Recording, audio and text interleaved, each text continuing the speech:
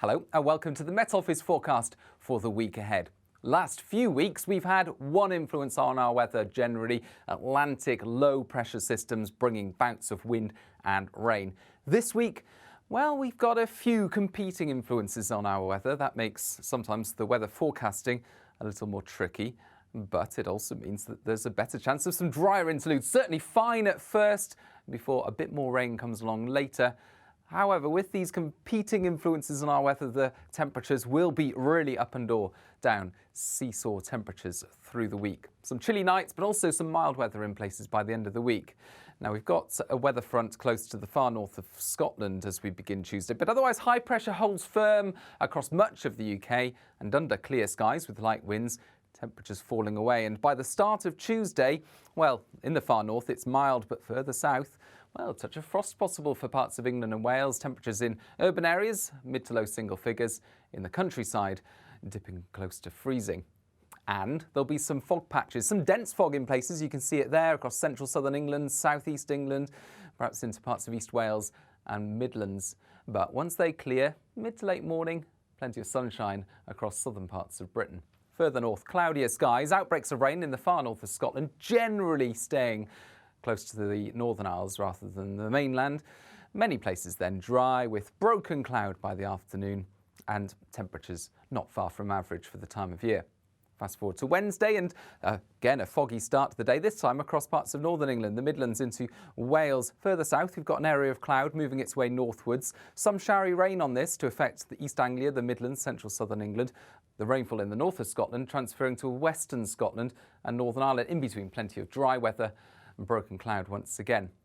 But the weather front that's moving into central parts of England, well, that's bringing in an area of high humidity. And if you trace that back, you can see some very heavy rainfall over the next few days across western parts of the Med into France. And this front will activate by the start of Thursday, bringing some potentially heavy or even thundery rainfall overnight and into the first part of Thursday. The rainfall then moves its way eastwards as showers follow into the west of Britain. And for Scotland, Northern Ireland, western parts of Wales, as well as England, well, brighter skies as well as those showers. But it's actually quite mild in the southeast still, with temperatures in the mid to high teens. But colder air pushes into the north of Britain. You can see the blues there by the start of Friday, only briefly because this plume of warm air is on its way. And that coming from the subtropics means that after a chilly start in the north, we're going to see thickening cloud across much of the country and outbreaks of rain setting into western Scotland, northwest England, North Wales, as well as Northern Ireland. This is Friday's weather. By the afternoon, wet across northwestern parts of Britain, particularly over the hills because of this warm front moving in.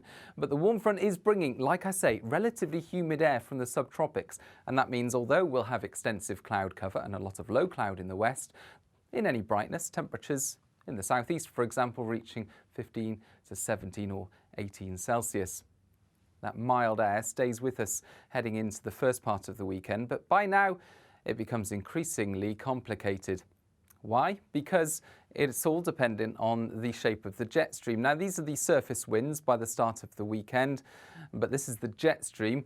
And you can see how it's quite amplified, quite up and down to the west of the UK, diving south towards the Azores and then bringing up this plume of relatively high humidities into much of the UK for the start of the weekend. Now, like I mentioned, that brings with it a lot of cloud cover and some wet weather for northwestern parts of Britain in particular. And because this is highly humid air, and we've got this strong airflow from the southwest, we could see quite a significant amount of rainfall being dumped across the hills of western Scotland, as well as western parts of England, North Wales and Northern Ireland.